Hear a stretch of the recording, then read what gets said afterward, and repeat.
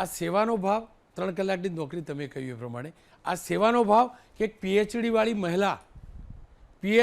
મહિલા લાઈન લગાડે કે પછી બીજું કામ નથી મળતું એટલે? રોનકભાઈ, પહેલી વસ્તુ તો જે આંગણવાડીની આટલી જૈનીબેને વાત કરી છે તો હું એમને એ કહી દઉં કે આ યોજના ફક્ત 2014 પછી નથી શરૂ થઈ, પ્રધાનમંત્રી નરેન્દ્ર મોદીએ નથી શરૂ કરી, એની પહેલાંથી જ આપણા દેશની અંદર આ ચાલતી આવે છે. તો આંગણવાડી વર્કરનો જે કોન્સેપ્ટ છે ને, પ્રધાનમંત્રી મનમોહન સિંહના સમયમાં જે હતો એની પહેલાં અટલ બિહારી વાજપેયીજીના સમયમાં હતો, 2004થી લઈને 2014 સુધીનો હતો. ત્યાં સુધી યુપીએ ગવર્મેન્ટે બિલ લઈને બદલી દેવો જોઈતો હતો. એટલે આ જે અટકાવવા ભટકાવવાની વાત છે ને આખી બિલકુલ અલગ છે. આંગણવાડી વર્કર અને આશાબેનનો જે કોન્સેપ્ટ છે એ દરેક સરકારોમાં આ પોલિસીનો સબ્જેક્ટ છે, એનો એ જ રહ્યો છે.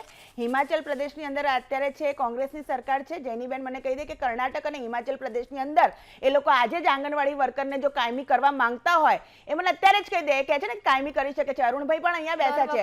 આ યોજના કેટલા સમયથી તમે અર્પિતાના માધ્યમથી ભટકાઈ ન શકો લોકોને. અને અરુણભાઈ આપણી સાથે બેઠા છે.